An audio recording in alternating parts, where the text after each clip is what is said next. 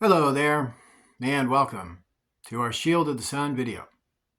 Now in this video we're going to talk about an interesting subject known as Roswell. Well, it's Roswell with a question mark. So let's talk about it for a second. So Roswell, did it happen? Did it not happen? Was it really like what Unsolved Mysteries presented in other documentaries? There's been a lot of documentaries about it. In fact, been movies about it too. In fact, there was a HBO movie about it. It's even a mini-series that was loosely based on events that happened in Roswell and other events that were also mingled into it. It was produced by Steven Spielberg and such, and it's pretty good. Although a lot of people thought it was pretty extreme, but satire, drama, you know how that goes. So let's talk about the real deal. Like, did it really happen? Well, first of all, I would have to look at Major Marcel's testimony himself.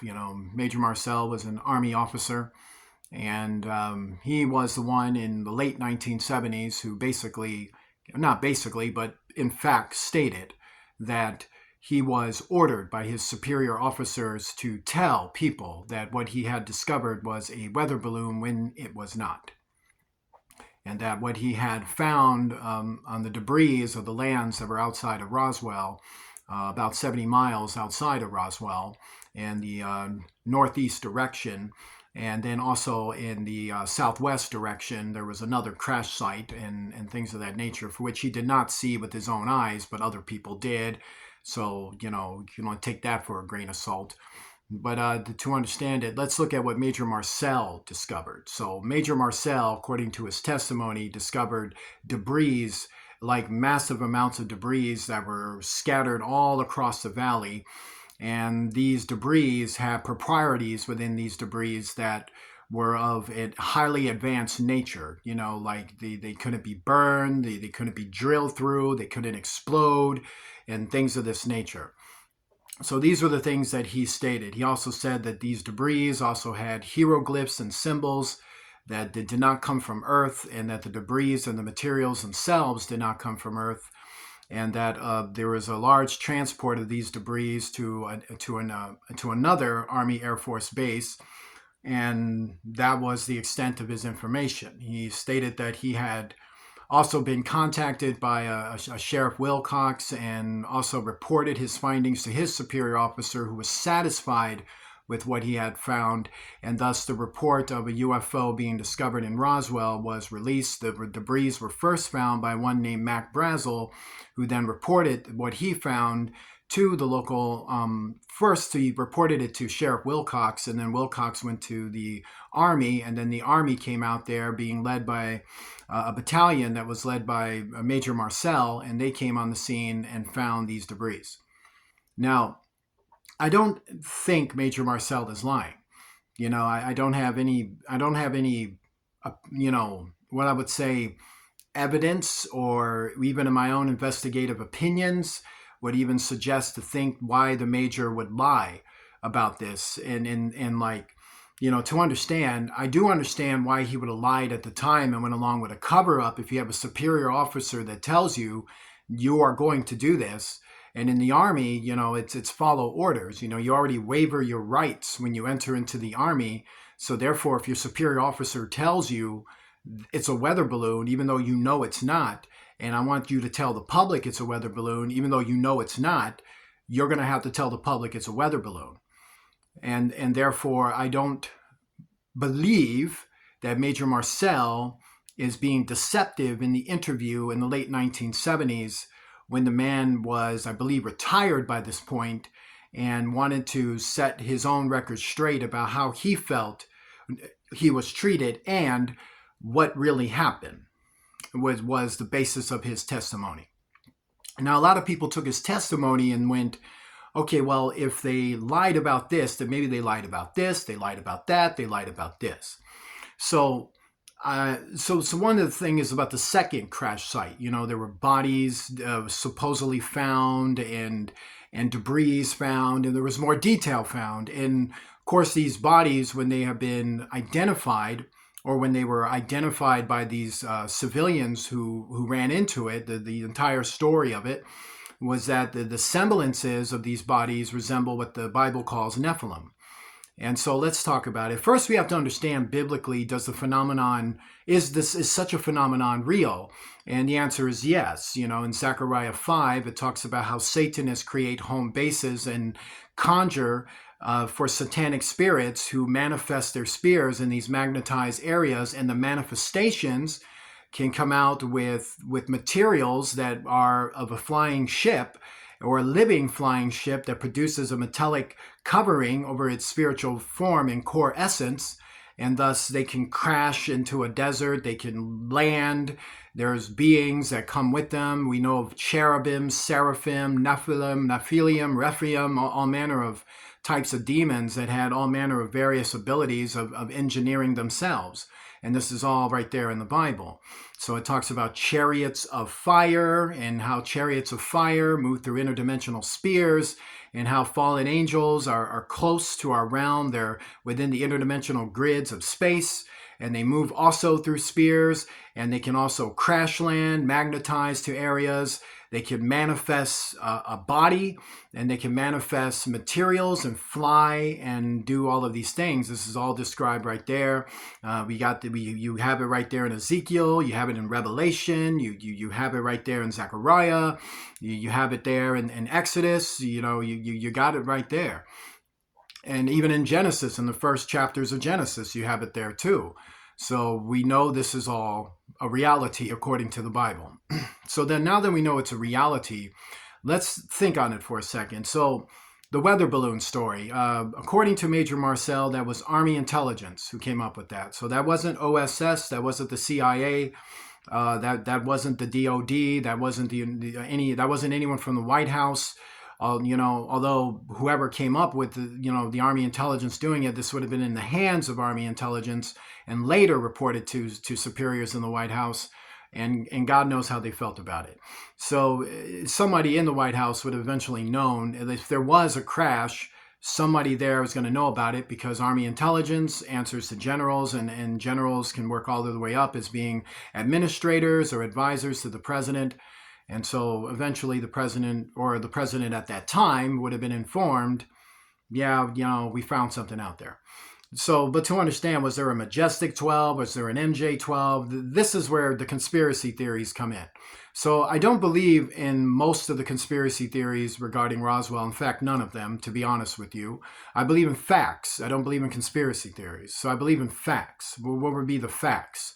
So the Bible tells me it is a fact that what we call UFO crashes happen, that is a reality. It's a phenomenon. It's called a spiritual phenomenon, an extraordinary happenstance of alien intelligence that is among us. So in this alien intelligence is described in the Bible exactly what it is. So aliens are real. UFOs are real. The things crash, things manifest. That stuff is real according to the Bible. So we know it's real according to the Bible. This should be enough for you, because if we know it's real in the Bible, then we know it's real. We don't have to think about cover-ups and classified natures and conspiracy theories if we have the truth already in the Bible. So the Bible tells us this is a reality and a happenstance in our world. So since it's a reality and a happenstance in our world, that means events of an extraordinary nature will happen in our world. They will happen in our world. So as they happen in our world, then a lot of people have ran into this. So it wasn't just Army officers and local police and others who have ran into it. You've had civilians who run into it. In fact, Satanists experience more UFO apparitions and have seen more UFO crashes and have collected debris, have collected materials, some of that they stuck in their skin and their arms and stuff like that, and got possessed by demons that fell down on them or touched their bodies and things of this nature. That's happened more to Satanists, even according to the Bible, than us, which is to say, because we're not directly involved in doing stuff like that. But the happenstance, since it is from Satan, then other people are going to run into it too, rather if they're going to have first, second, third, or fourth encounters with it. So Marcel experienced that himself. So it is clear that Army intelligence, according to Major Marcel, engaged in a cover-up regarding the Major Marcel's discoveries. Now, as for the second crash site, this can be debated. Did they really find these things? Maybe they did. Maybe they didn't. Were some of the what you call the film footage, about the Roswell and the alien and all of that, was that real? Was that not? Probably not real, because if I don't know how they're going to be filming this stuff and not trying to shoot it down, and why they're going to have a living entity in their midst which is only going to like telepathically mess with them. And if it is real, it probably was killed very soon after, but it's most likely not. So to understand, I don't believe the film footage is real, and I don't believe the story with the autopsy in the Roswell Army Hospital happened. To understand, if they found an alien entity, they're not going to take it to a Roswell hospital where you got civilians and Army personnel working and expose themselves all day long, and call these top generals and call all these top officers to come into a secluded room to look at an alien entity that could be poisonous, and then let everybody look at it and stare at it, and everyone's getting sick and throwing up in the hallway and stuff. I don't believe that happened at all. I don't believe anybody was threatened with death over it. I don't believe that happened either. I don't like the coffin story, for instance. This mortician gets a call from the government, particularly the Army, and according to him, he says the Army, then the government, and whatever, and that they need a coffin from you. Why do they need a coffin? They have containment units. They can handle that themselves. They don't need to call you for a coffin. And then Sheriff Wilcox and the mortician got threatened, according to the mortician, and not even Sheriff Wilcox. I don't believe that happened. So I believe the mortician story is a lie. I do believe that story is a lie.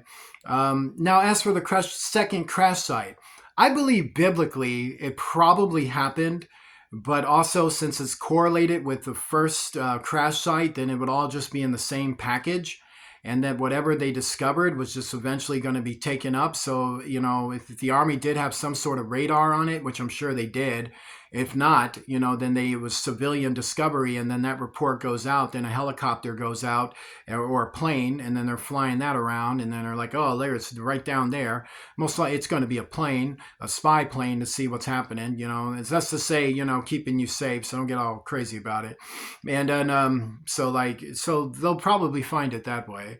But to understand, I believe that is the basis of it.